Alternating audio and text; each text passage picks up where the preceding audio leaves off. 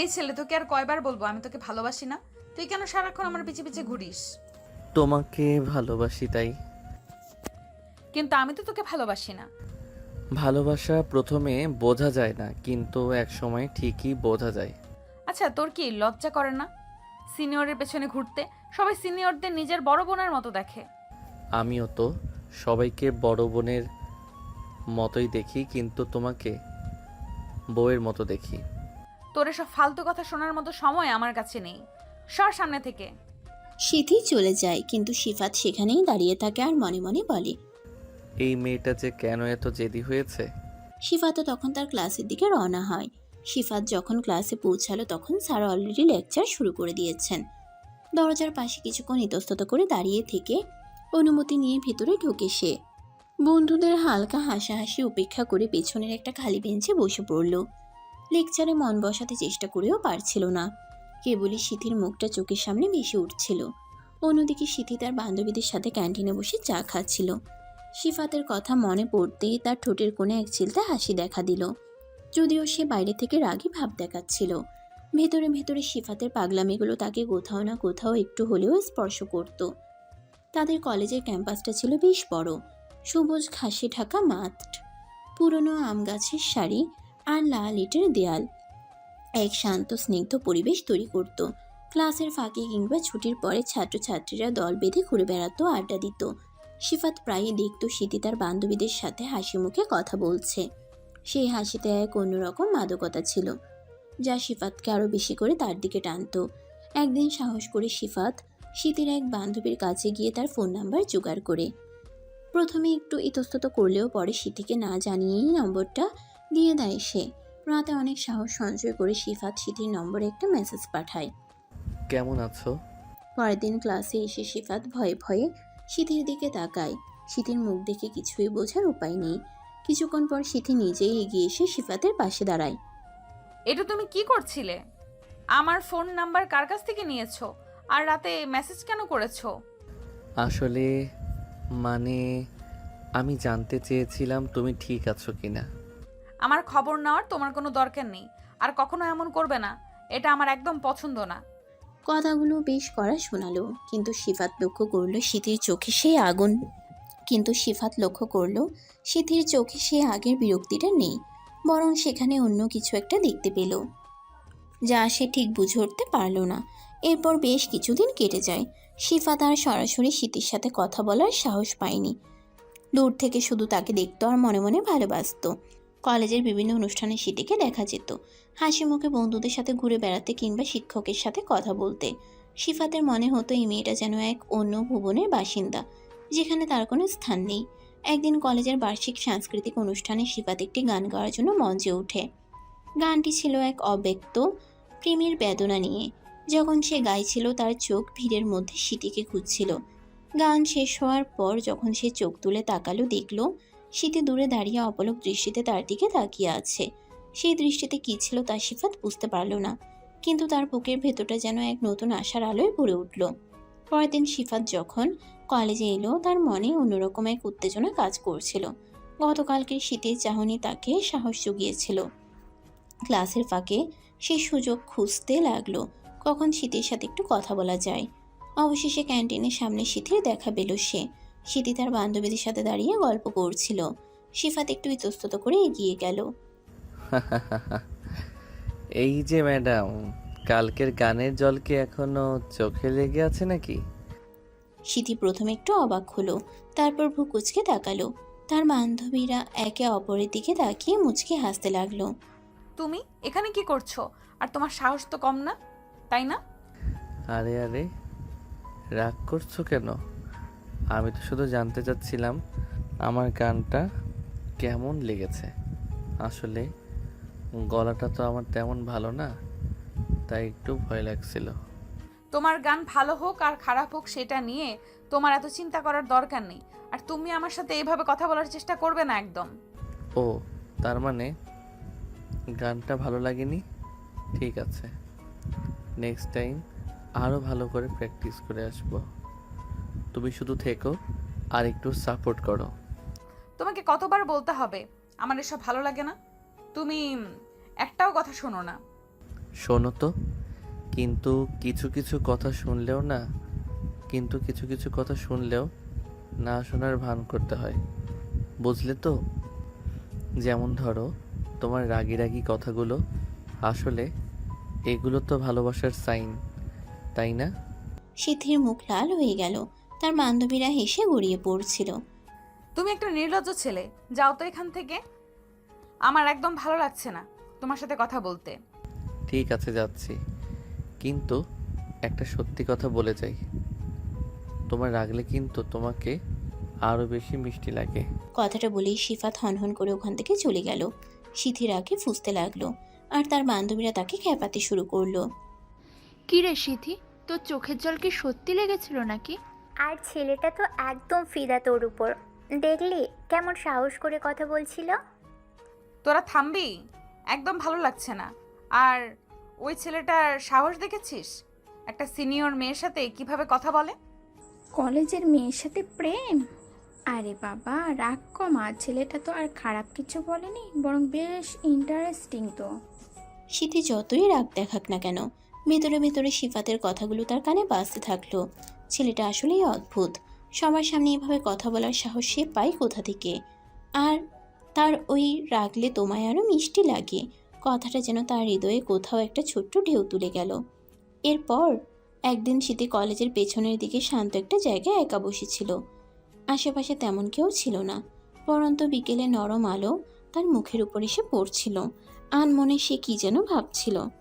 ঠিক সেই সময় সিফাত তার কাছে এসে দাঁড়ালো। আজ তার মনে অন্যদিনের চেয়ে বেশি সাহস ছিল। সে স্থির দৃষ্টিতে শীতের দিকে তাকালো। স্মৃতি, তোমাকে কিছু বলতে চাই। শীতি প্রথমে চমকে উঠল, তারপর বিরক্তি নিয়ে মুখ ফিরিয়ে নিল। আবার তুমি? তোমাকে না আমি কতবার বলেছি আমার কাছে আসবে না? জানি, কিন্তু আমার আর কোনো উপায় নেই। দেখো স্মৃতি, আমি তোমাকে সত্যিই ভালোবাসি। প্রথম দিন যখন তোমাকে দেখেছিলাম, তখন থেকে আমার মনে হয়েছে তুমি অন্য সবার থেকে আলাদা। তোমার হাসি, তোমার কথা বলার ধরন, তোমার রাগ করা, সব কিছুই আমার ভালো লাগে। শীতে অধৈর্য হয়ে উঠল। তার কিছুটা থামো, তুমি কি বুঝতে পারছো না আমি তোমাকে ভালোবাসি না? আমার এসব শুনতে একদম ভালো লাগে না। কেন তুমি জোর করছো? আমি জানি হয়তো এখন তুমি আমাকে ভালোবাসো না, কিন্তু আমার বিশ্বাস একদিন তুমিও আমাকে ভালোবাসবে। আমার ভালোবাসা মিথ্যে নয়। আমি তোমার জন্য অপেক্ষা করতে রাজি আছি সারা জীবন। শুধু তুমি আমাকে একটু সুযোগ দাও।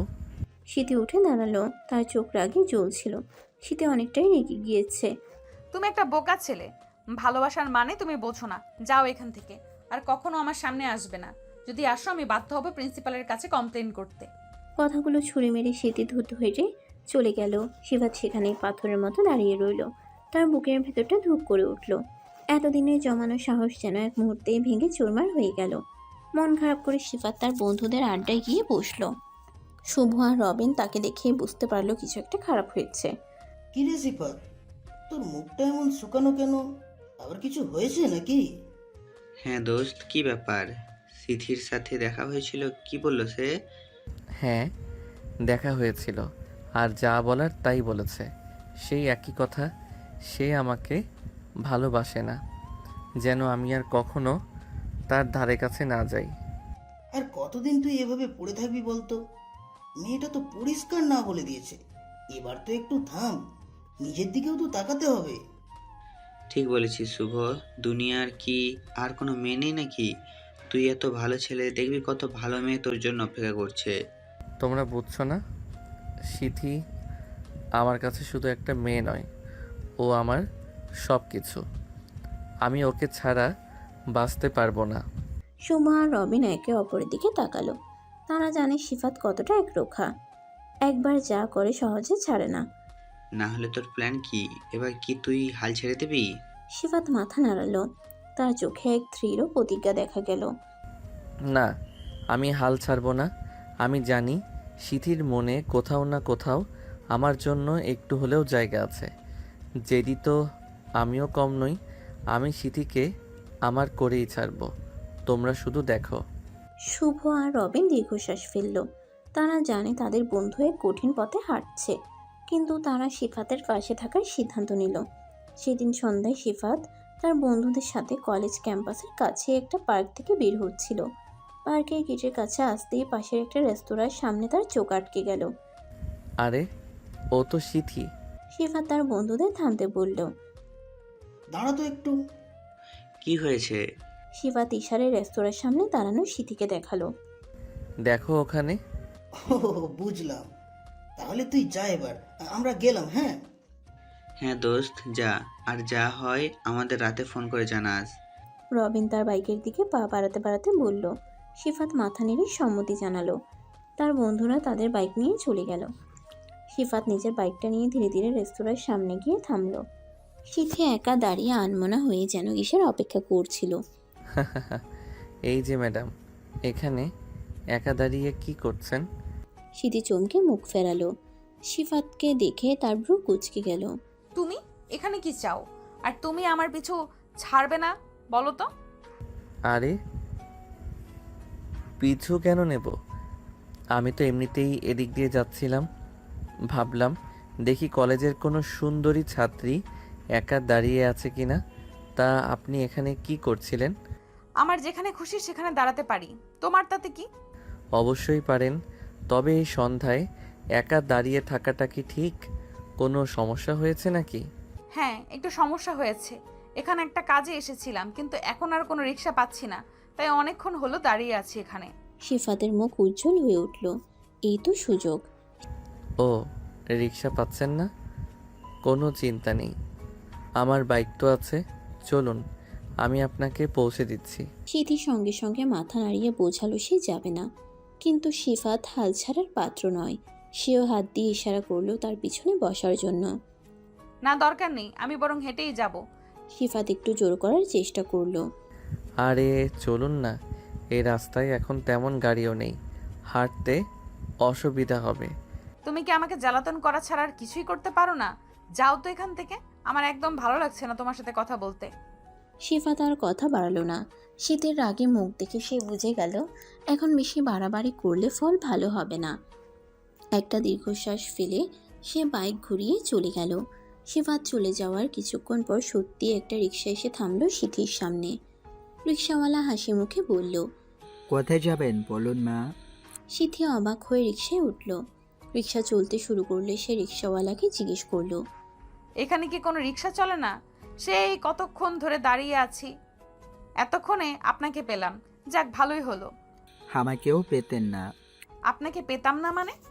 না মা, আসলে এই রাস্তায় তেমন গাড়ি ঘোড়া চলে না। তবে একটু আগে একটা ছেলে এসেছিল নীল রঙের বাইক নিয়ে। সে আমাকে বলল এখানে একজন ম্যাডাম দাঁড়িয়ে আছেন, তাকে যেন আমি গিয়ে নিয়ে আসি। সিথির বুঝতে আর বাকি রইল না নীল রঙের বাইক। এটা তো সিফাতেরই কাজ। ছেলেটা তাহলে এতক্ষণ ওখানেই আশেপাশে ঘুরঘুর করছিল, আর তাকে পৌঁছে দেওয়ার জন্য রিক্সাও ডেকে এনেছে। হঠাৎ করেই সিথির মনের মধ্যে একটা অদ্ভুত অনুভূতি হলো। রাগ তো তার এখনো কম হয়নি, তবে তার সাথে মিশেছিল অন্য কিছু, হয়তো একটুখানি কৃতজ্ঞতা, অথবা বলা যায় এক ধরনের অনুশোচনা। ছেলেটা সত্যি অদ্ভুত। সে এতবার বারণ করা সত্ত্বেও তার জন্য এত কিছু করছে। তার জেদ দেখে হাসিও পাচ্ছে, আবার কোথাও যেন একটু মায়া হচ্ছে। সিথি আনমনে ভাবলো, ছেলেটা আসলে কি চায়, আর কেনই বা সে এত সহজে হাল ছাড়ছে না? পরের দিন ভার্সিটিতে সিফাতের তার বন্ধুদের সাথে দেখা হলো। কিরে দোস্ত, কেমন আছিস? এই তো চলছি, তোরা কেমন আছিস? আমরা তো ঠিকই আছি, কিন্তু কালকে সন্ধ্যায় সিথি আপুর সাথে কি হলো? তুই তো আমাদের সেখানে থাকতে দিলি না।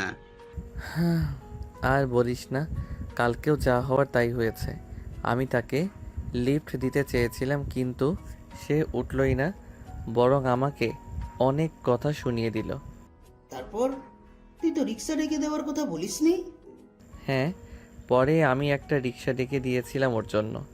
রিক্সাওয়ালা যখন বলল যে নীল বাইকের একটা ছেলে এসে তাকে ডেকে নিয়ে যেতে বলেছে, তখন সিথি বুঝতে পারে সেটা আমার কাজ ছিল। বুঝলি, তাহলে ভেতরে ভেতরে হয়তো একটু নরম হয়েছে। একেবারে ঘৃণা করলে তো আর রিক্সা ডেকে দেওয়ার পরেও হেঁটে চলে যেতে পারতো। ঠিক বলেছিস, হয়তো একটু হলেও বুঝতে পারছে আমার ভালোবাসাটা সত্যি। দেখ ভাই, তুই ভেঙে পড়িস না, আমরা তো তোর পাশেই আছি। মেয়েটা একটু জেদি, তাতে কি?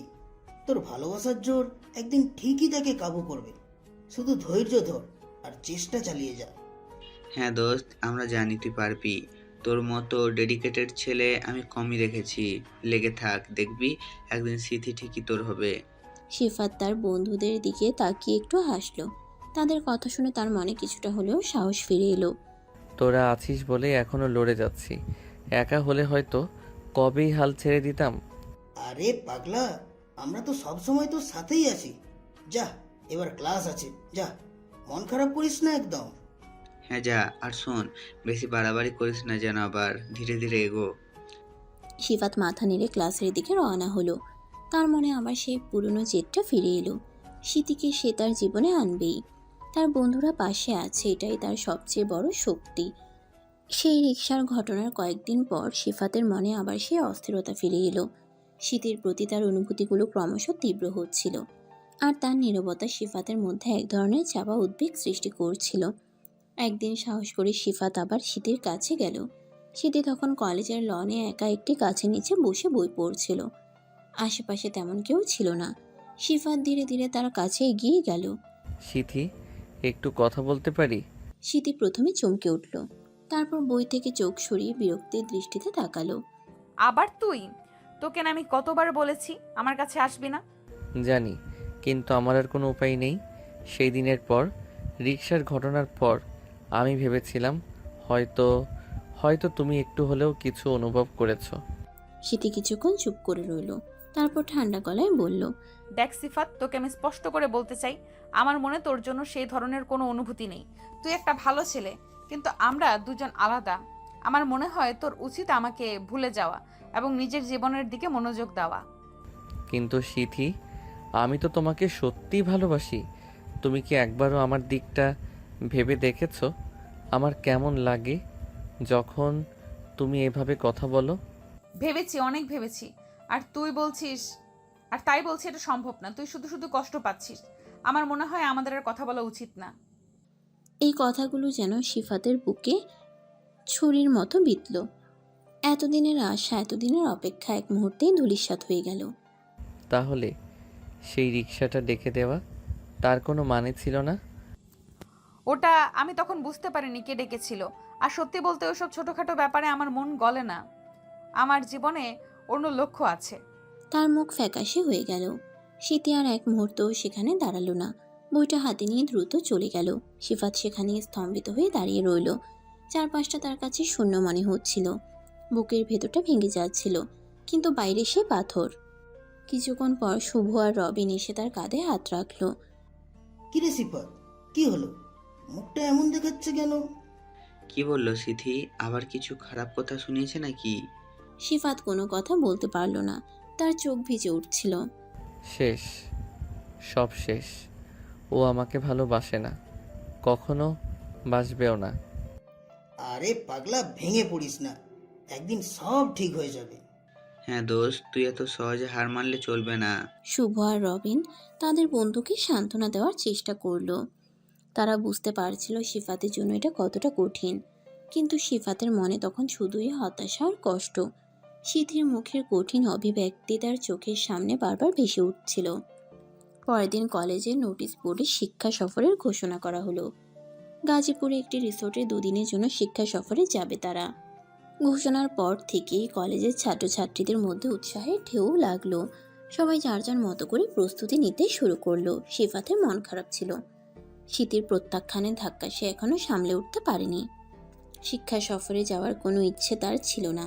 সে একা থাকতে চেয়েছিল, নিজের কষ্টের সাথে লড়াই করতে চেয়েছিল। ক্লাসে শুভ আর রবিন যখন শিক্ষা সফরের গল্প করছিল, তখন সিফাত আনমনে বসেছিল। কিরে সিফাত, তুই যাবি তো শিক্ষা সফরে? দারুণ হবে, তাই না? রিসোর্টটা নাকি খুব সুন্দর। হ্যাঁ দোস্ত, চল না। মনটাও একটু হালকা হবে। এখানে একা একা বসে থাকলে কি আর ভালো লাগবে? আমার যেতে ইচ্ছে করছে না রে, তোরা যা। কি বলছিস তুই? সবাই যাচ্ছে আর তুই যাবি না? চল না ইয়ার, অনেক মজা হবে। একদম ঠিক। আর তাছাড়া ওখানে গেলে ফ্রেশ একটা পরিবেশে মনটাও ভালো লাগবে। স্মৃতির কথা ভুলে থাকার একটা সুযোগ পাবি। তোমরা কেন বারবার ওর কথা বলছো? আমি ওকে ভুলে গেছি। হ্যাঁ হ্যাঁ, বুঝলাম। তুই একা একা বসে কবিতা লিখবি আর ভাববি সব ভুলে গেছিস। আসল কথা বলতো, যাবি কি না? না, আমার ভালো লাগছে না।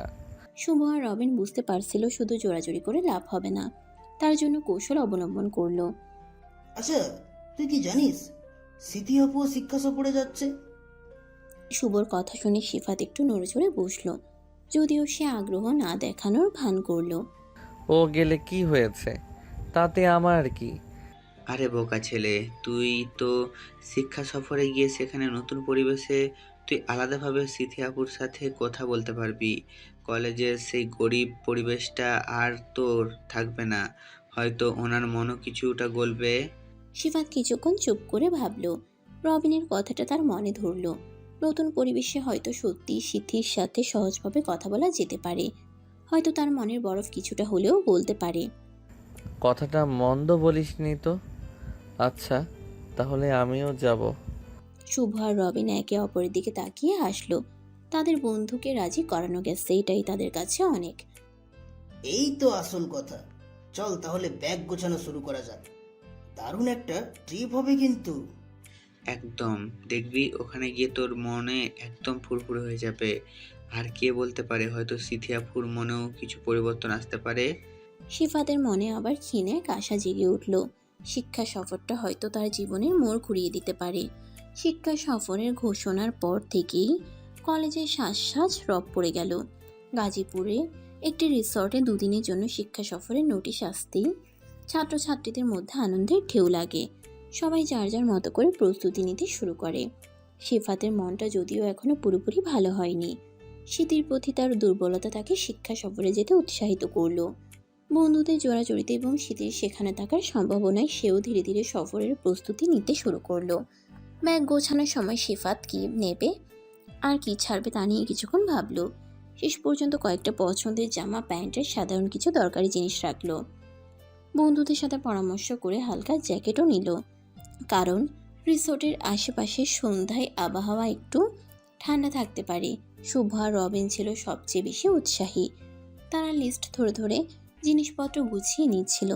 সিফাতকে বারবার তাগাদা দিচ্ছিল তাড়াতাড়ি তৈরি হওয়ার জন্য। কিরে সিফাত, তোর ব্যাগ গোছানো হয়েছে? আর কি কি নিচ্ছিস? হ্যাঁ, প্রায় হয়ে গেছে। তোরা যা নিচ্ছিস আমিও তাই নিচ্ছি, আর কিছু বাড়তি না। ক্যামেরাটা নিতে ভুলিস না যেন। রিসোর্টের আশেপাশে অনেক সুন্দর জায়গা আছে, ছবি তোলার সুযোগ পাবি। হ্যাঁ, মনে আছে। বাসের সিট কোথায় পড়বে তা নিয়ে বন্ধুদের মধ্যে ছোটখাটো আলোচনা হলো। সিফাত মনে মনে চাইছিল সিটিদের বাসের কাছাকাছি কোথাও তার সিট হোক, যদিও সে মুখে কিছুই বলল না। তবে বন্ধুদেরকে এমনভাবে ম্যানেজ করতে ইঙ্গিত দিল যাতে তাদের বাস কাছাকাছি থাকে। শিক্ষা সফরের আগের রাতে সিফাতের উত্তেজনা ছিল চোখে পড়ার মতো। বারবার তার মনে সিথির মুখ ভেসে উঠছিল। রিসোর্টের পরিবেশে হয়তো সবকিছু নতুন করে শুরু করার একটা সুযোগ আসবে, এই ভাবনায় তার রাতের ঘুম কিছুটা কমই হলো। শিক্ষা সফরের দিন সকালে সিফাত একটু তাড়াহুড়ো করেই কলেজের গেটে পৌঁছালো। সেখানে আজকে অনেক ছাত্রছাত্রী এসে ভিড় করেছে, সবার মুখেই আনন্দের ছাপ। সিফাত ভিড়ের মধ্যে পরিচিত মুখগুলো খুঁজতে লাগলো। কিরে সিফাত, এত দেরি করলি কেন? চল বাসে গিয়ে সিট দেখি। সিফাত চারপাশে তাকালো। কিছুক্ষণ পর গেটের একপাশে সিথিকে তার বান্ধবীদের সাথে হাসি মুখে কথা বলতে দেখলো। আজ শীতের পরনে হালকা আকাশি রঙের পোশাক, আর তার চুলগুলো খোলা।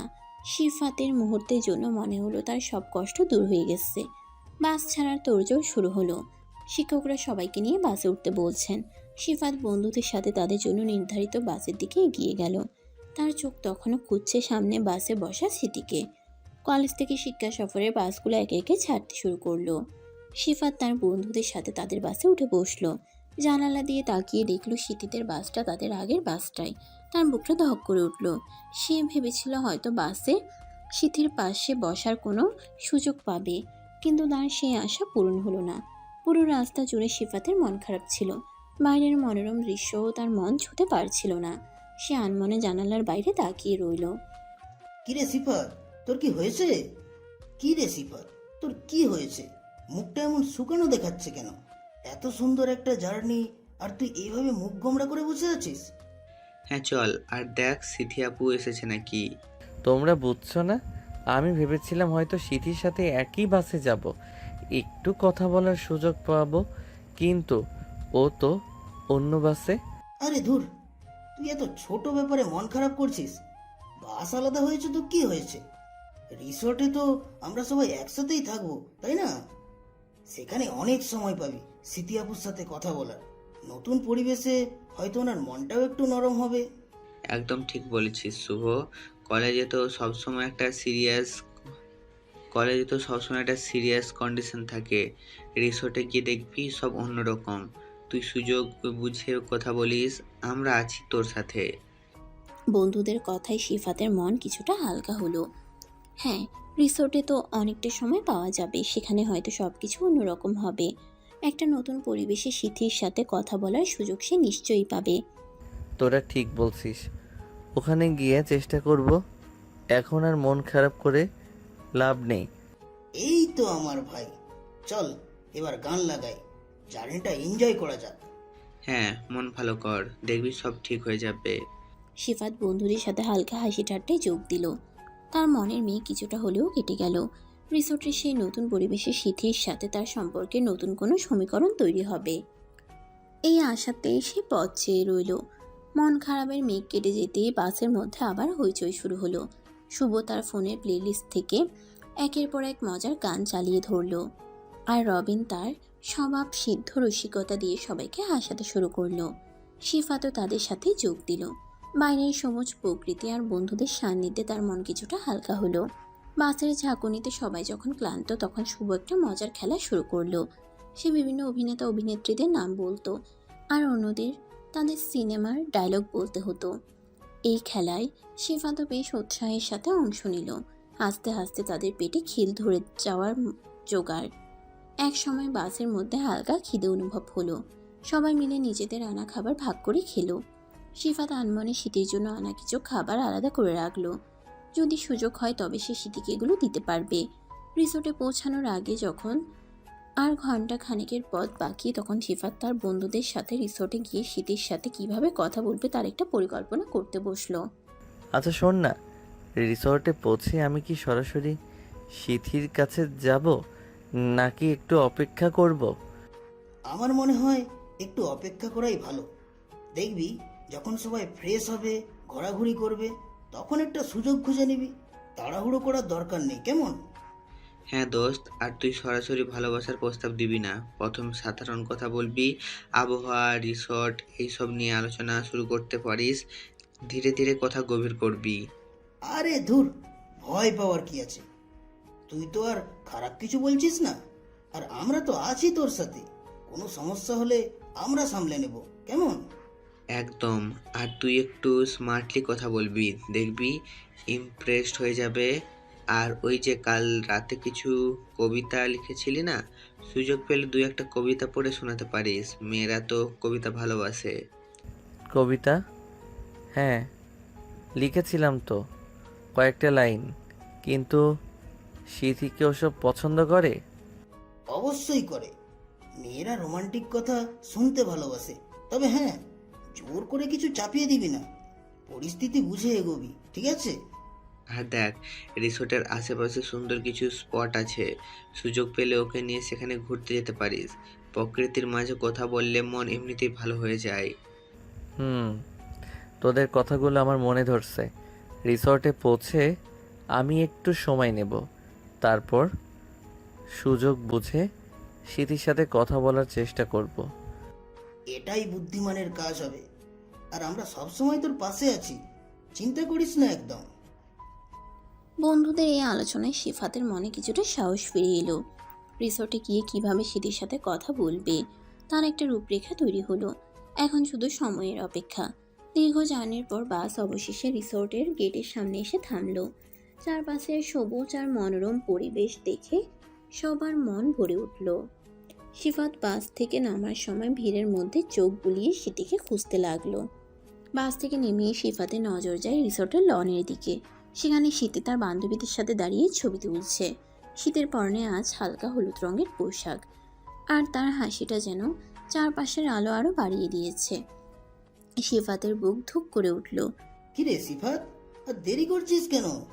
জানা স্মৃতির কাছে, এটাই তো সুযোগ। হ্যাঁ দোস্ত, হ্যাঁ দোস্ত, আমরা তোকে সাপোর্ট করছি। যা গিয়ে অন্তত হাই হ্যালো করে আয়। এখন যাব নাকি একটু পরে যাই?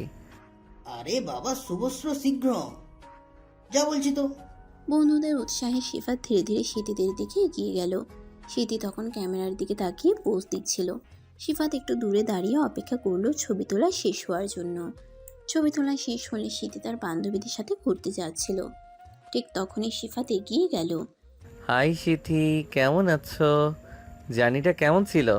স্মৃতি প্রথমে একটু চমকে উঠল, তারপর সিফাতের দিকে তাকিয়ে হালকা এসে বলল, ও সিফাত, হ্যাঁ ভালো আছি, জার্নিটাও ভালো ছিল। তোমরা কখন এলে? এই তো কিছুক্ষণ আগে। রিসোর্টটা তো বেশ সুন্দর, তাই না? হ্যাঁ, আমারও খুব ভালো লেগেছে। আশেপাশে স্মৃতির বান্ধবীরা দাঁড়িয়েছিল। সিফাত আর বেশি কথা বলার সাহস পেল না। আচ্ছা, পরে কথা হবে, তোমরা ঘোরাঘুরি করো। স্মৃতি মাথা নেড়ে সম্মতি জানালো। সিফাত তার বন্ধুদের কাছে ফিরে গেল। কিরে, কি কথা হলো? সব ঠিক আছে তো? না, তেমন কিছু না, শুধু কুশল বিনিময় করলাম। শুধু হাই হ্যালো, আর কিছু বললি না? না, আসলে আশেপাশের বান্ধবীরা ছিল তো, তাই আর বেশি কথা বলার সাহস পেলাম না। ঠিক আছে, কোনো ব্যাপার না। শুরুটা তো ভালো হলো। রিসোর্টে তো আরো অনেক সময় পাওয়া যাবে। লেগে থাক দোস্ত। সিফাত তার বন্ধুদের কাছে ফিরে এলো। সিফাতের মন কিছুটা শান্ত হলো। অন্তত শীতের সাথে কথা বলার একটা সূত্র তো তৈরি হলো। এখন অপেক্ষা করার পালা, কখন সে তার মনের কথা স্মৃতিকে খুলে বলতে পারবে। সন্ধ্যার আবছা আলোয় রিসোর্টের পরিবেশটা আরও শান্ত ও স্নিগ্ধ হয়ে উঠেছিল। লেকের ধারে মৃদু বাতাস বইছিল, আর জলের উপর চাঁদের আলো চিকচিক করছিল।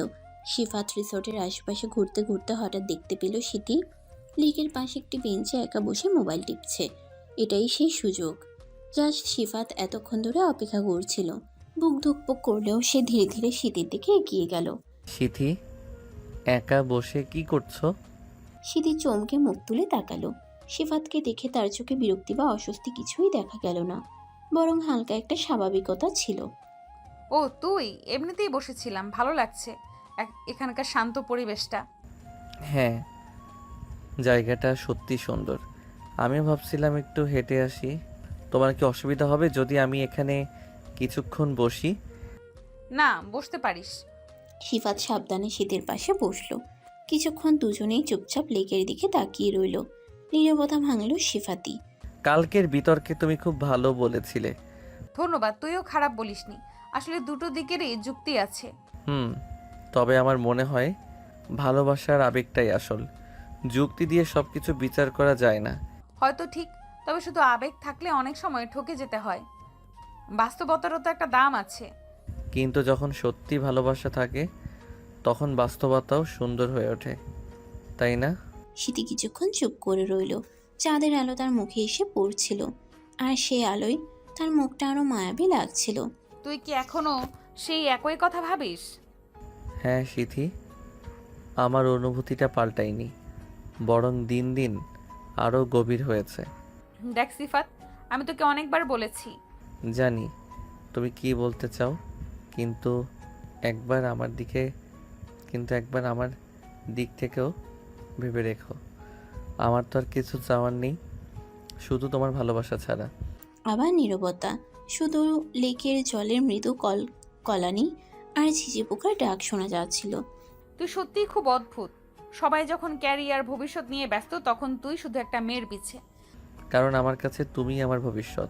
শীতে কিছুক্ষণ অপলক দৃষ্টিতে সিফাতের দিকে তাকিয়ে রইল। তার চোখে কি ছিল তা সিফাত ঠিক বুঝতে পারল না। আচ্ছা, বাদ দে ওসব কথা। রিসোর্টে আর কি কি দেখেছিস তুই? সিফাত একটু হতাশ হলো, কিন্তু হাল ছাড়ল না। তেমন কিছু না, তবে কাল সকালে ভাবছি লেকের পাশে হেঁটে বেড়াবো। তুই যাবে? শীতে কিছুক্ষণ চুপ থেকে বলল, দেখা যাক।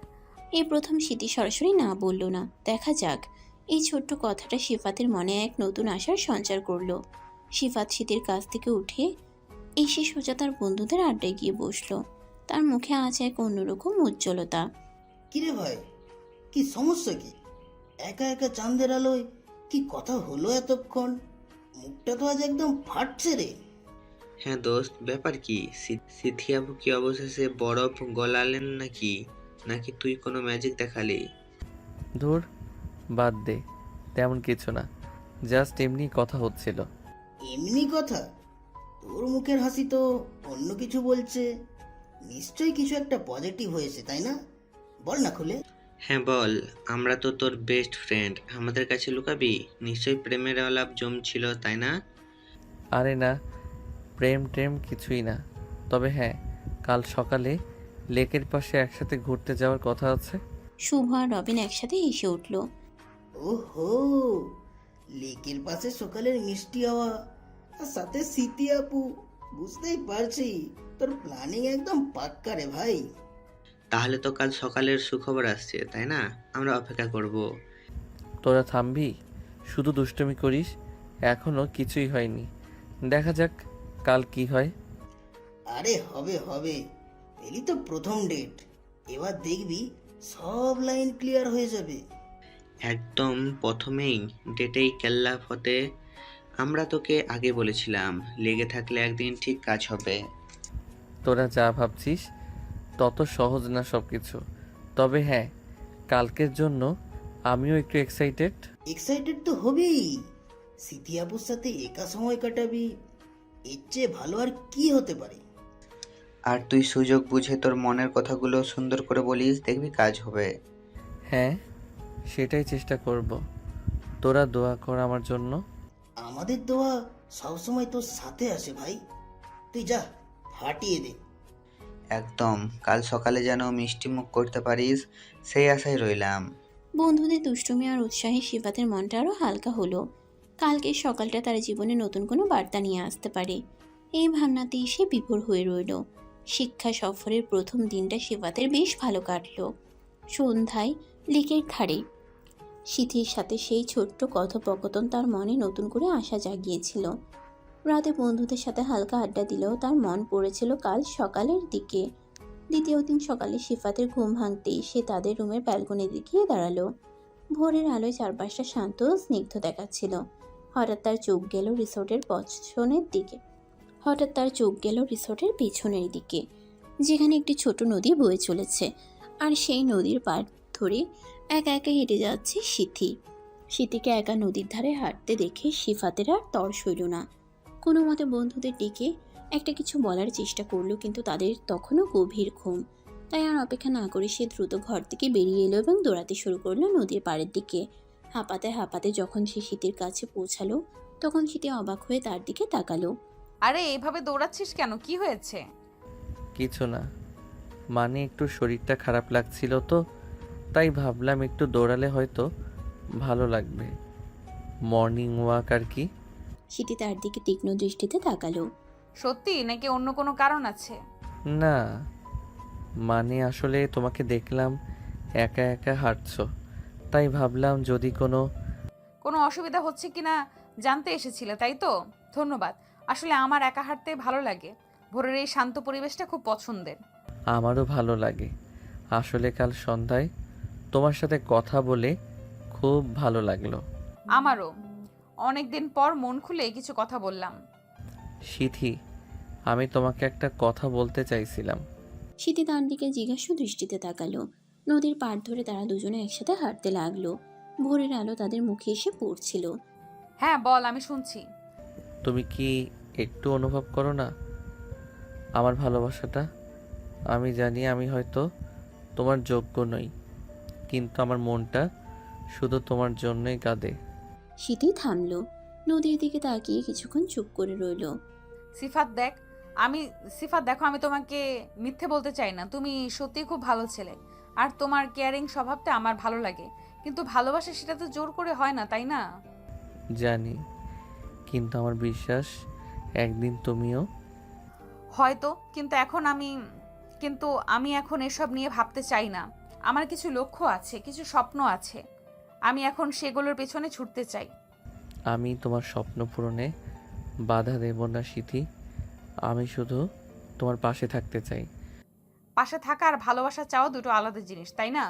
শিফাত চুপ হয়ে গেল। শীতের কথার কোনো উত্তর তার কাছে ছিল না। নদীর পাড় ধরে তারা আবার হাঁটতে শুরু করলো। তবে দুজনের মনেই এক নীরব বিষণ্ণতা ছেয়ে রইল। নদীর পাড় ধরে কিছুক্ষণ নীরবে হাঁটার পর সিথি একটি পুরনো পাথরের উপর বসলো। শিফাতও তার পাশে এসে বসলো। ভোরের মিষ্টি রোদ তাদের শরীরে এসে পড়ছিল। এখানে বসতে আমার খুব ভালো লাগে, শান্ত আর স্নিগ্ধ। হ্যাঁ, জায়গাটা সত্যিই সুন্দর।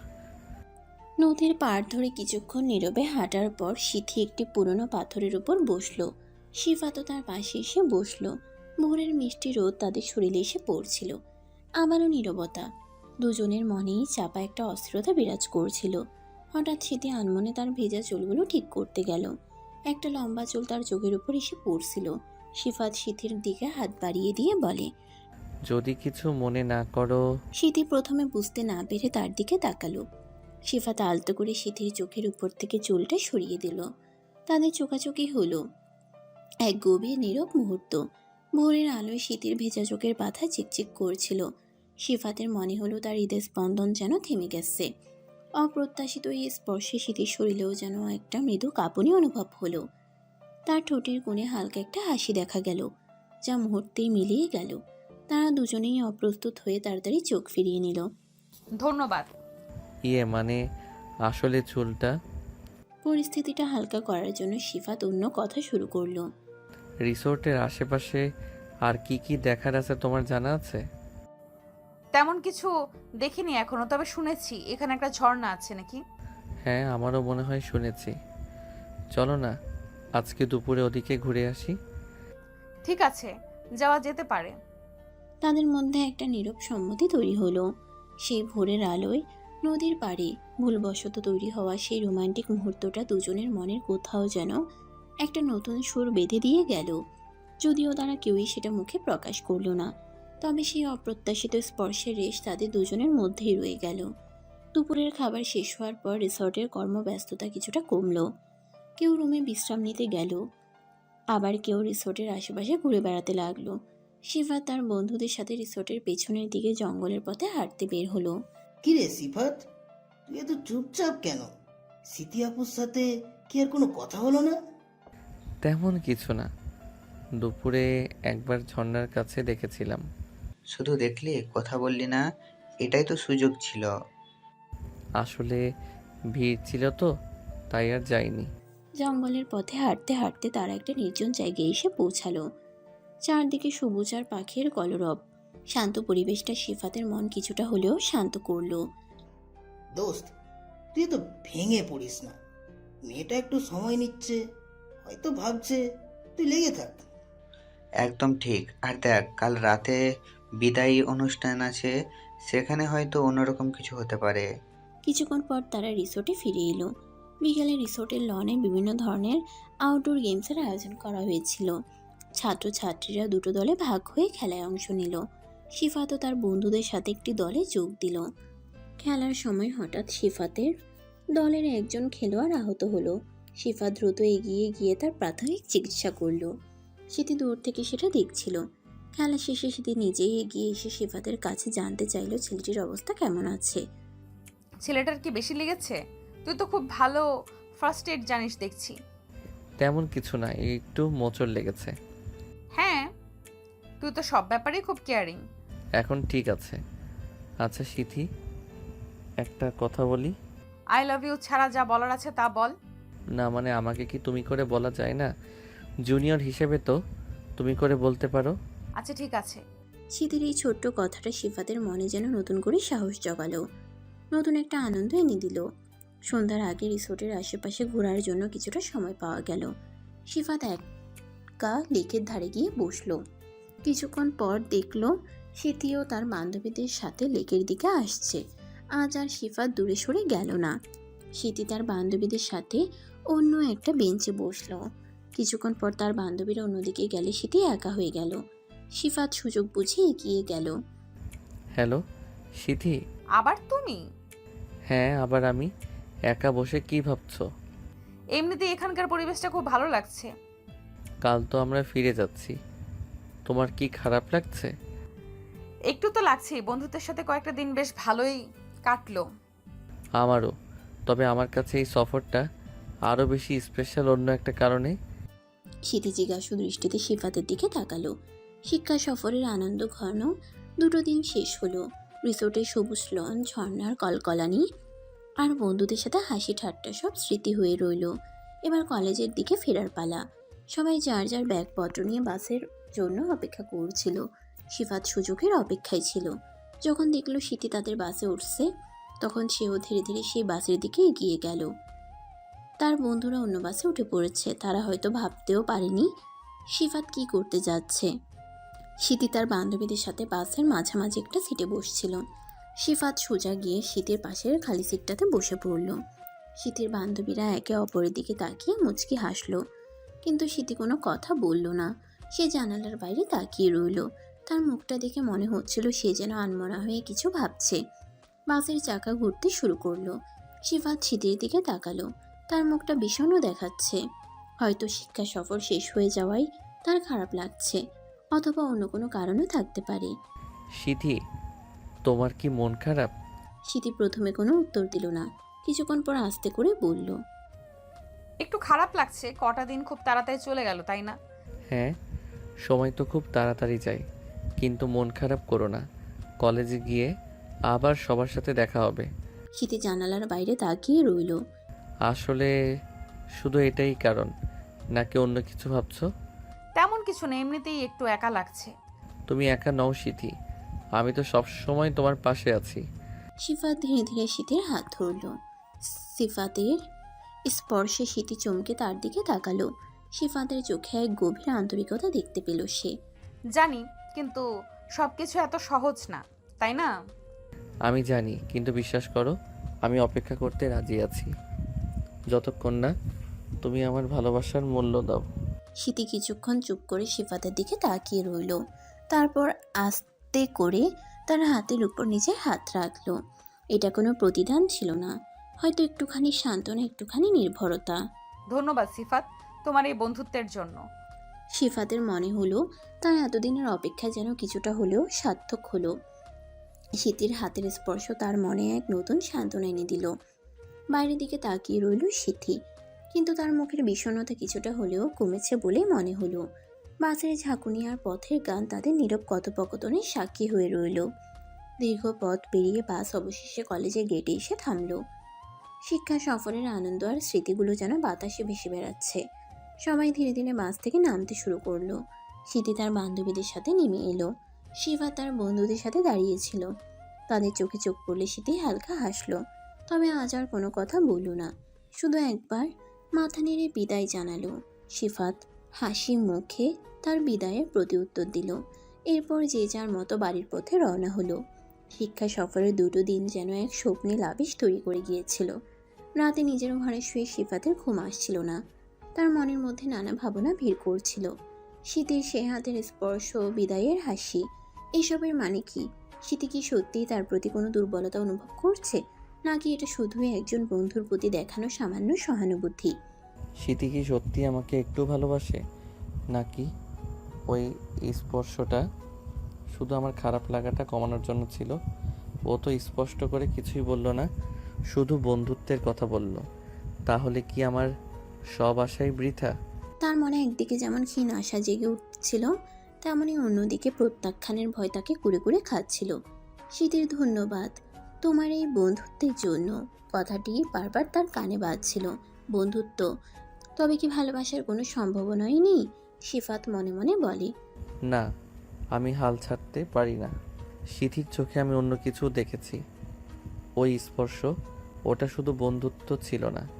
আমার মন বলছে ও একদিন ঠিক আমার ভালোবাসার মূল্য দেবে। আমাকে অপেক্ষা করতে হবে। রাতের নীরবতায় সিফাতের মন দোলাচল করতে লাগলো আশা আর নিরাশার মাঝে। শিক্ষা সফর শেষ হলেও শীতের সাথে তার সম্পর্কে নতুন এক অধ্যায় যেন শুরু হলো। এখন দেখার পালা সেই অধ্যায় কোন দিকে মোড় নেয়। পরের দিন কলেজে এসেই সিফাত তার বন্ধুদের খুঁজে বের করলো। শিক্ষা সফরের স্মৃতি তখনও টাটকা, কিন্তু সিফাতের মনে ঘুরপাক খাচ্ছে শীতের সেই স্পর্শ, তার বন্ধুত্বের কথা। কিরে ভাই, মুখটা আজ আবার চিন্তিত দেখাচ্ছে কেন? শিক্ষা সফরের ঘোর কি এখনো কাটেনি? হ্যাঁ দোস্ত, সব ঠিক আছে তো? কাল রাতে তো বেশ হাসি খুশি দেখাচ্ছিল তোকে। আসলে কাল রাতে ঘুমাতে পারিনি, সিথির কথাগুলো বারবার মনে হচ্ছিল। কোন কথাগুলো? ওই যে বাসে তোকে সান্ত্বনা দিল? হ্যাঁ, ও আমার হাত ধরে বলল, ধন্যবাদ তোমার এই বন্ধুত্বের জন্য। বন্ধুত্ব? ও কি সত্যি আমাকে শুধু বন্ধু হিসেবে দেখে? তুই কি আশা করিসনি ও প্রথম দেখাতেই হ্যাঁ বলে দেবে? একটু সময় তো লাগবেই, মেয়েটা হয়তো এখনো দ্বিধায় আছে। কিন্তু ওই বন্ধুর কথাটা আমার ভালো লাগছে না। এত কিছুর পরেও যদি ও আমাকে শুধুই বন্ধু ভাবে। আরে মেয়েরা এত সহজে খোলে না। হয়তো ওইটা ছিল একটা শুরু।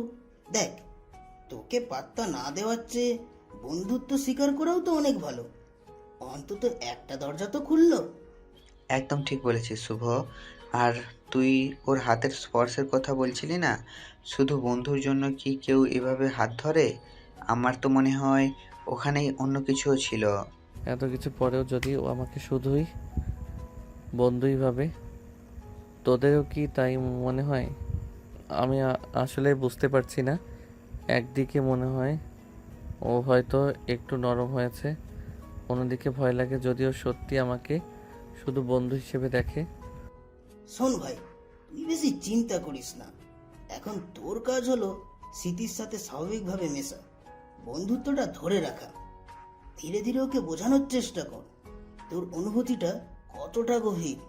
হ্যাঁ, আর সরাসরি ভালোবাসার কথা না তুলে একটু অন্যভাবে ওকে ইমপ্রেস করার চেষ্টা কর, দেখবি কাজ হবে। মেয়েরা কেয়ারিং আর আন্তরিক ছেলেদের পছন্দ করে। তোরা ঠিক বলছিস। আমার মনে হয় আমি বেশি তাড়াহুড়ো করছি। আগে বন্ধুত্বটা শক্ত করি, তারপর দেখা যাবে কি হয়।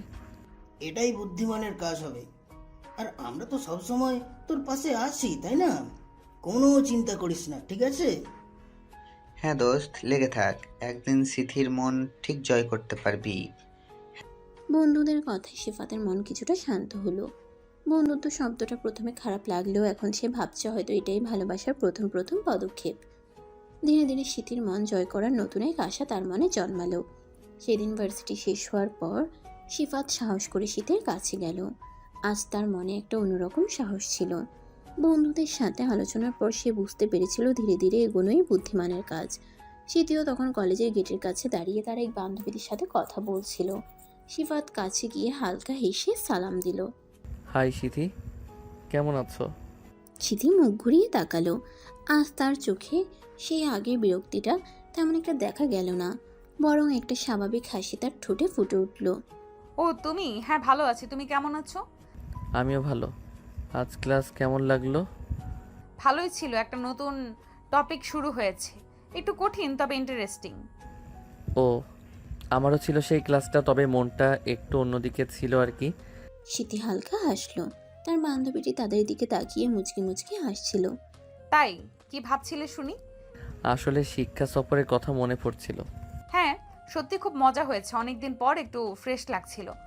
কাল বাসে তোমার যখন আমার হাত ধরেছিলাম। সিথি হালকা লাল হয়ে উঠল, তবে সরাসরি কোনো উত্তর দিল না। আসলে তখন একটু খারাপ লাগছিল তো তাই।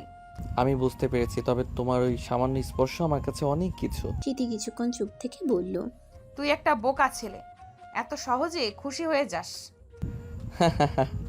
বোকা তো হবেই, তুমি যে এত সুন্দর করে কথা বলছো আজ। সিথিও হাসলো। তার বান্ধবীটি এবার তাদের কাছ থেকে বিদায় নিয়ে চলে গেল। সিফাত সিথির আরেকটু কাছে এসে বলল, তোমার কি তাড়া আছে? যদি না থাকে তাহলে কিছুক্ষণ একসাথে হাঁটা যাক। ঠিক আছে চল। তারা দুজনে একসাথে কলেজের রাস্তা ধরে হাঁটতে শুরু করলো। তাদের মধ্যে হালকা কথাবার্তা চলতে লাগলো।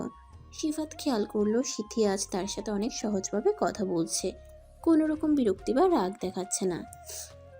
এতেই সিফাতের মন আনন্দে ভরে উঠল। এতদিনের চেষ্টার পর অবশেষে যেন বরফ গলতে শুরু করেছে।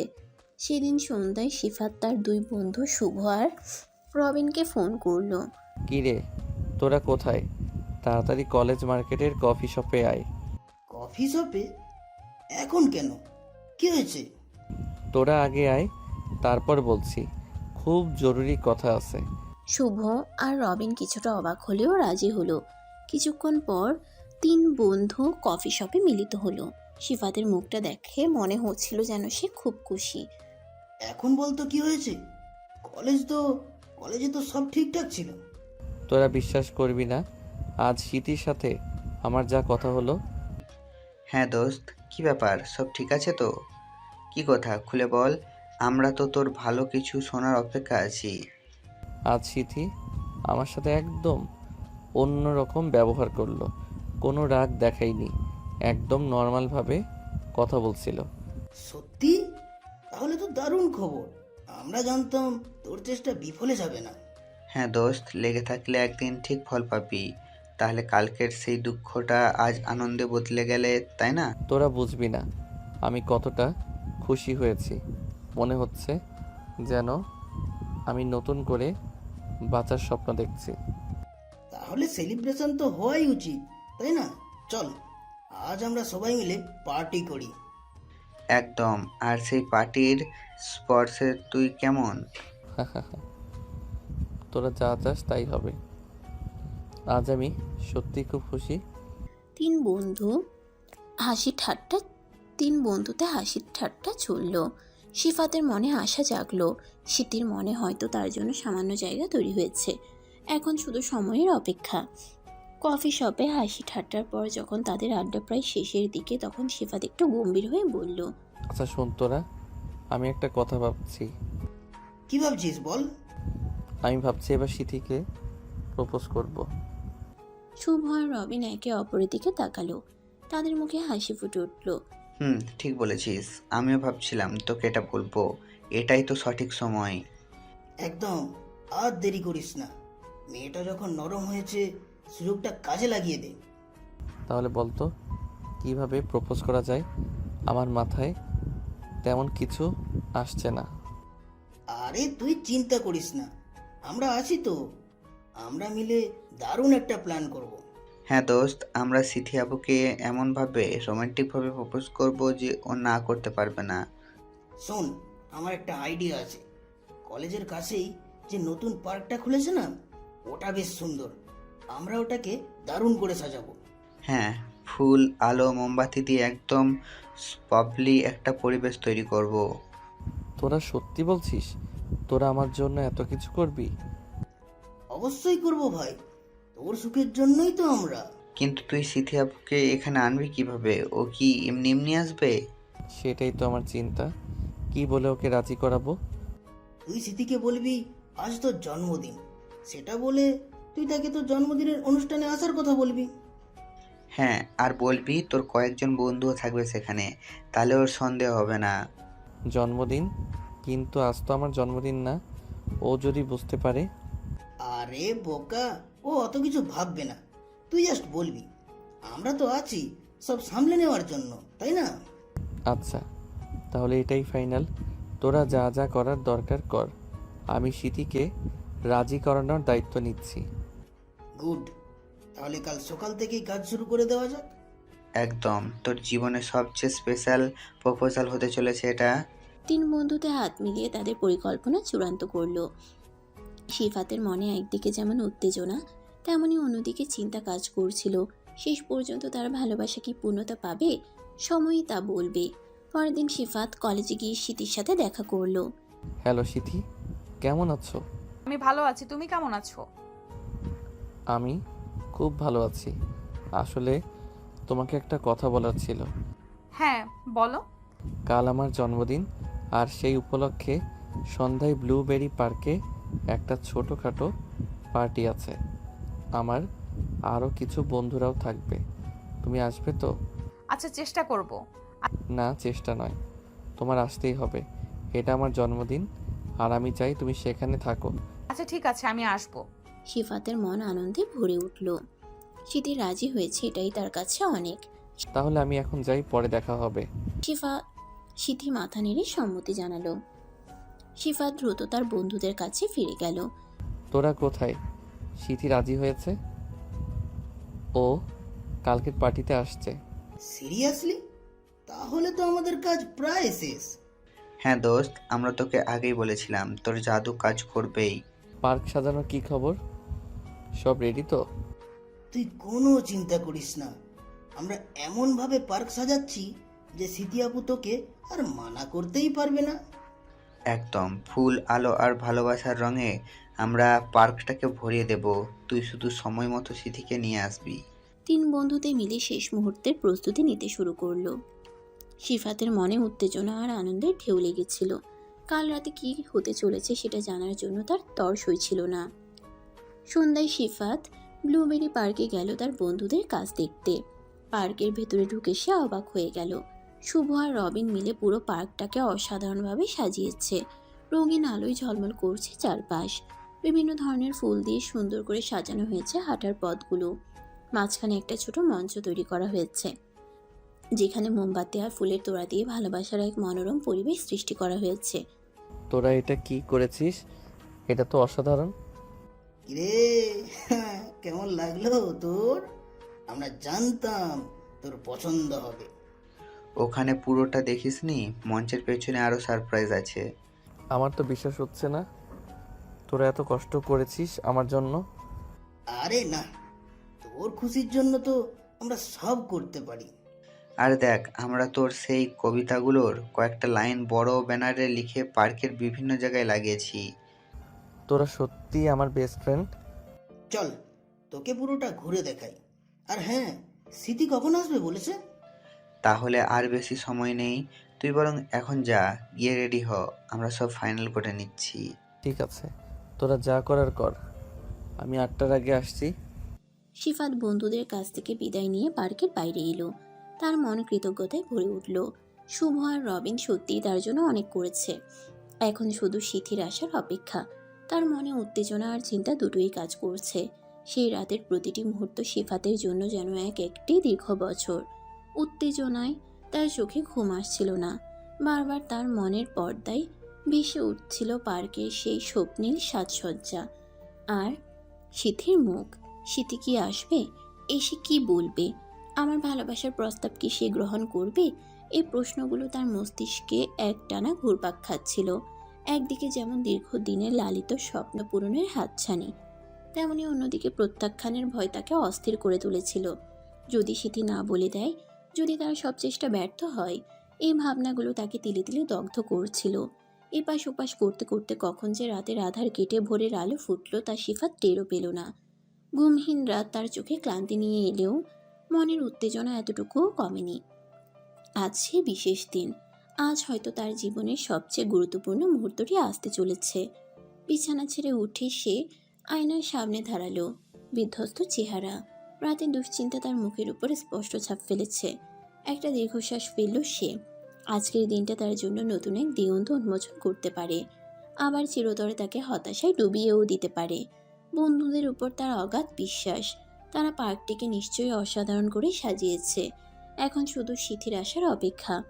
তার মনে ক্ষীণ হলেও একটি আশা তখনও বেঁচে ছিল। হয়তো সিথির মনেও তার জন্য একটু হলেও ভালোবাসা জেগেছে। ঘড়ির দিকে তাকালো শিফাত। সন্ধ্যা হতে এখনো অনেকটা সময় বাকি। এই সময়টা যেন আর কাটতে চাইছে না। প্রতিটি মিনিট তার কাছে ঘন্টার মতো মনে হচ্ছে। অস্থিরভাবে পায়চারি করতে লাগলো সে ঘরের মধ্যে। একবার ভাবলো সিথিকে ফোন করে খবর নেয়, আবার পরক্ষণেই মনে হলো হয়তো তাতে তার উপর চাপ সৃষ্টি করা হবে। তাই সে অপেক্ষা করার সিদ্ধান্ত নিল। অবশেষে সন্ধ্যা নামলো। শিফাতের বুক ধুকপুক করতে লাগলো। আর কিছুক্ষণ পর সে ব্লুবেরি পার্কের দিকে রওনা হবে। তার জীবনের সবচেয়ে বড় পরীক্ষার সম্মুখীন হতে চলেছে সে আজ। সন্ধ্যায় শিফাত ব্লুবেরি পার্কে পৌঁছালো। পার্কের সাইডে শুভ আর রবিন তার জন্য অপেক্ষা করছিল। তাদের মুখ দেখে মনে হচ্ছে তারাও বেশ উত্তেজিত। কিরে ভাই, এসে গেছিস? চল ভেতরে, সব রেডি। হ্যাঁ দোস্ত, তুই একদম চিন্তা করিস না, সব দারুণ হয়েছে। সিথি আপু মুগ্ধ হয়ে যাবে। শিফাত বন্ধুদের সাথে পার্কের ভেতরে ঢুকলো। রাতের আলোয় পার্কটা আরো মায়াবী লাগছিল। শুভ আর রবিন তাকে সেই সুন্দর করে সাজানো মঞ্চের দিকে নিয়ে গেল। তোরা কি নিশ্চিত সিথি আসবে? আরে না, তুই তো নেগেটিভ ভাবছিস কেন? ও যখন কাল রাজি হয়েছে, নিশ্চয়ই আসবে। একদম, আর আমরা তো আছি, কোনো চিন্তা নেই। যদি না আসে? আমার খুব ভয় করছে রে। যদি ও আমার প্রস্তাব প্রত্যাখ্যান করে? দেখ ভাই, ভালোবাসায় জয় পরাজয় থাকে, তবে তুই তো তোর দিক থেকে সব চেষ্টাই করেছিস। বাকিটা ভাগ্যের উপর ছেড়ে দে। হ্যাঁ দোস্ত, আর আমরা তো আছি তোর সাথে, যা হয় আমরা একসাথে সামলাবো, তুই শুধু সাহস রাখ। তোরা না থাকলে আমি কি করতাম জানি না। চল, এবার তুই গিয়ে মঞ্চে দাঁড়া, আমরা গেটের দিকে খেয়াল রাখছি, স্মৃতি এলেই তোকে খবর দেব। শিফাত ধীরে ধীরে মঞ্চের দিকে এগিয়ে গেল। তার বুক ধুকপুক করছিল। শুভ আর রবিন গেটের দিকে গেল শীতের জন্য অপেক্ষা করতে। রাতের নীরবতা আর ফুলের সুবাসে ভরে ওঠা পার্কের মাঝে একা দাঁড়িয়ে শিফাত তার ভালোবাসার মানুষের জন্য অপেক্ষা করতে লাগলো। কিছুক্ষণ পর গেটের দিকে তাকিয়ে শুভ দেখতে পাই সিথি আসছে। শুভ শিফাতের দিকে তাকিয়ে ফিসফিস করে বলে, এই দেখ, স্মৃতি আসছে। মনে সাহস রাখ দোস্ত, আমরা আছি তোর সাথে। শুভ আর রবিন দ্রুত আড়ালে চলে যায়। গাছের পাতার ফাঁক দিয়ে তারা সবকিছু দেখতে থাকে। শীতে ধীরে ধীরে মঞ্চের দিকে এগিয়ে আসে। শিফাতকে একা দাঁড়িয়ে থাকতে দেখে সে একটু অবাক হয়। শীতি শিফাতের কাছে আসে। হ্যালো সিফাত, শুভ জন্মদিন। শিফাতের মুখ শুকিয়ে যায়। আসলে আজ আমার জন্মদিন না। শীতে পুরো অবাক হয়ে যায়। আজ জন্মদিন না? তাহলে তুমি আমাকে মিথ্যা বললে কেন? একটু সামনে চলো, ওখানেই দেখতে পাবে। তারা দুজনে একসাথে ধীরে ধীরে একটু সামনে আসে। জায়গাটা বেশ অন্ধকার ছিল। হঠাৎ শিফাত তালি বাজায়। সাথে সাথে চারদিক থেকে রঙিন আলো জ্বলে ওঠে। তারা দেখে পুরো জায়গাটা সুন্দর করে সাজানো হয়েছে। বিভিন্ন রঙের বেলুনে শীতের নাম লেখা। শিফাত হাঁটু গেড়ে বসে তার পকেট থেকে একটি আংটির বাক্স বের করে। শীতে, প্রথম যেদিন তোমাকে কলেজে দেখেছিলাম সেদিন থেকেই তুমি আমার হৃদয়ে গেঁথে গিয়েছিলে।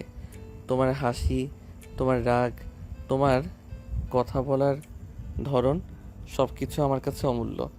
আমি জানি হয়তো আমি তোমাকে অনেকবার বিরক্ত করেছি, কিন্তু আমার ভালোবাসাটা সত্যি। আমি তোমাকে ছাড়া আমার জীবন কল্পনাও করতে পারি না। তুমি কি আমার জীবনসঙ্গী হবে? প্লিজ আমার ভালোবাসা গ্রহণ করো। শীতের মুখ লাল হয়ে যায়। সে অনেক রেগে যায়। তুমি তুমি আমার সাথে এত বড় মিথ্যা কথা বললে? আর এটা কি? তুমি ভাবো আমি এত সহজে তোমার ফাঁদে পা দেব? তোমার সাহস তো কম না। কতদিন ধরে তুমি আমার পিছু ঘুরছো, আমার জীবনটা দুর্বিষহ করে তুলেছো, আর আজ মিথ্যে বলে ডেকে এনে এই নাটক করছো। সিথি রাগে শিফাতের হাত থেকে আংটির বাক্সটা কেড়ে নেয় এবং ছুঁড়ে ফেলে দেয়। তুমি একটা মিথ্যাবাদী প্রতারক। আমার তোমাকে বিশ্বাস করা উচিত হয়নি, আর কখনো আমার আশেপাশেও আসবে না। আমি তোমাকে ঘৃণা করি। তোমার মুখ পর্যন্ত আমি আর দেখতে চাই না। কথাগুলো বলেই সিথি দ্রুত পার্ক থেকে বেরিয়ে যায়। শিফাত হতভম্বের মতো হাঁটু গেড়ে বসে থাকে। চারপাশের আলো আর সাজসজ্জা যেন তার কাছে অর্থহীন রয়ে যায়। চারপাশের আলো আর সাজসজ্জা যেন তার কাছে অর্থহীন হয়ে যায়। শুভ আর রবিন আড়াল থেকে বেরিয়ে এসে তার পাশে দাঁড়ায়। দোস্ত, শিফাতের চোখে জল, কিন্তু শিফাতের কানে যেন কিছুই যাচ্ছে না। তার স্বপ্ন ভেঙে চুরমার হয়ে গেছে। ভালোবাসা পাওয়ার বদলে সে পেল শুধু ঘৃণা আর অপমান। শিফাত ধীরে ধীরে হাঁটু থেকে উঠল। তার ভেজা হাতে তখনও সে আংটির বাক্সটি ধরা। তার চোখ দিয়ে অঝরে পানি পড়ছিল, যেন তার বুকের ভেতরকার জমাট বাঁধা কষ্টগুলো শুরু হয়ে বেরিয়ে আসছে। সিফাত ভাই, তুই কাঁদিস না প্লিজ। ভাই ভেঙে পড়িস না দোস্ত, যা হয়ে গেছে ভুলে যা। এমন হয়, তুই নিজেকে সামলা। শুভ আর রবিন তাকে নানা রকম সান্ত্বনার কথা বলতে লাগলো, কিন্তু শিফাতের কানে যেন কোনো শব্দই পৌঁছাচ্ছিল না। তার মনে তখন শুধু সিথির রাগে ভরা মুখ আর তার ছুঁড়ে ফেলা আংটির দৃশ্যটাই বারবার ভেসে উঠছিল। তোরা আমাকে একটু একা থাকতে দে প্লিজ। শুভ আর রবিন একে অপরের দিকে তাকালো। তারা বুঝতে পারছিল এই মুহূর্তে তাদের বন্ধুকে জোর করা ঠিক হবে না। তার এখন একটু একা থাকা প্রয়োজন। ঠিক আছে ভাই, তুই যা, সাবধানে যাস। হ্যাঁ হ্যাঁ দোস্ত, কোনো দরকার হলে আমাদের ফোন করিস, আমরা আছি তোর সাথে। শিফাত কোনো কথা না বলে দ্রুত পার্কের গেটের দিকে হেঁটে গেল। তার হাত তখনও শক্ত করে ধরা সে আংটির বাক্সটি। পার্কের বাইরে রাখা তার বাইকের কাছে গিয়ে সে স্টার্ট করলো। ইঞ্জিনের শব্দে পার্কের নীরবতা খানখান হয়ে গেল। শিফাতের চোখ দিয়ে তখনও অশ্রুধারা বইছিল। সে দ্রুত বাইক নিয়ে রাতের অন্ধকারে মিলিয়ে গেল। তার মনে তখন শুধুই এক গভীর শূন্যতা আর চাপা কষ্ট। শিফাত বাইক চালিয়ে সোজা তার বাড়ির দিকে গেল। পথে তার সাথে পরিচিত কয়েকজনের দেখা হলেও সে কারো দিকে না তাকিয়ে দ্রুত বাড়ির ভেতরে ঢুকে গেল। তার বিধ্বস্ত চেহারা দেখে বাড়ির লোকজন কিছু জিজ্ঞাসা করতে চেয়েছিল, কিন্তু তাদের কোনো কথার উত্তর না দিয়ে সে সোজা তার নিজের ঘরে চলে গেল। ঘরে ঢুকে শিফাত দরজা বন্ধ করে দিল। ভেতরের অন্ধকার তার মনের কষ্টের মতোই গভীর। সে টলতে টলতে ওয়াশরুমের দিকে গেল এবং ঝর্ণার কলটা ঘুরিয়ে দিল। তীব্র জলের ধারা তার শরীরের উপর পড়তে লাগলো। ঝর্ণার ঠান্ডা জলের নিচে দাঁড়িয়ে শিফাত অঝরে কাঁদতে লাগলো। তার কান্নার শব্দ জলের ধারার শব্দের সাথে মিশে একাকার হয়ে গেল। এতদিন ধরে বুকের ভিতর যে কষ্ট জমা হয়েছিল আজ যেন তা বাঁধ ভেঙে বেরিয়ে আসছে। শীতের প্রত্যাখ্যান, তার ঘৃণা ভরা কথাগুলো, সবকিছু তার মনে বারবার আঘাত হানতে লাগলো। তার মনে হচ্ছিল যেন তার পৃথিবীটা ভেঙে চুরমার হয়ে গেছে। যে মেয়েকে সে এত ভালোবাসতো, যার জন্য সে এত স্বপ্ন দেখেছিল, সেই মেয়ে আজ তাকে ঘৃণা করলো, অপমান করলো। তার ভালোবাসার কোনো মূল্যই পেল না। কতক্ষণ ধরে সে ঝর্ণার নিচে দাঁড়িয়ে কেঁদেছে তার কোনো খেয়াল ছিল না। তার শরীর ঠান্ডা হয়ে গিয়েছিল, কিন্তু মনের আগুন যেন কিছুতেই নিভছিল না। তার মনে তখন একটাই প্রশ্ন, কেন কেন স্মৃতি তার ভালোবাসাকে বুঝতে পারল না? কেন তার সব চেষ্টা ব্যর্থ হলো? ধীরে ধীরে তার কান্নার বেগ কমল। ঝর্ণার জল তখনও তার শরীর ভিজিয়ে দিচ্ছিল, যেন তার ভেতরের কষ্টগুলো ধুয়ে মুছে নিয়ে যেতে চাইছে। কিন্তু সিফাত জানে মনের ক্ষত এত সহজে সারবার নয়। শীতের ঘৃণা ভরা কথাগুলো তার হৃদয়ে গভীর দাগ কেটে গেছে। ঝর্ণার জল বন্ধ করে সিফাত ধীরে ধীরে ওয়াশরুম থেকে বের হলো। তার চোখ তখনও লাল, মুখ শুকনো। সে বিছানায় গিয়ে বসলো। তার হাতে তখনও ধরা সেই আংটির বাক্সটা খুলে সে অপলক দৃষ্টিতে আংটির দিকে তাকিয়ে রইল। এই আংটিটা তার ভালোবাসার প্রতীক ছিল, কিন্তু আজ তা মূল্যহীন। সিফাতের স্বপ্ন ভঙ্গ, ভালোবাসার করুণ পরিণতি কি তাকে গভীর হতাশে নিমজ্জিত করবে? বন্ধুদের সান্ত্বনা কি পারবে তার ভেঙে যাওয়া মন জোড়া লাগাতে? সময়ের প্রলেপে কি মুছবে হৃদয়ের ক্ষত, নাকি তারা করবে শিথিল স্মৃতি? অনুশোচনার দহন কি স্পর্শ করবে শিথির মন? নিয়তির অন্য কোনো পথে কি মিলবে নতুন ঠিকানা? জানতে হলে অপেক্ষা করুন, যেখানে অপেক্ষা করছে অপ্রত্যাশিত মোড় আর না বলা অনেক কথা। তো দর্শক, অপেক্ষা করুন দ্বিতীয় সিজনের জন্য। আল্লাহ হাফেজ।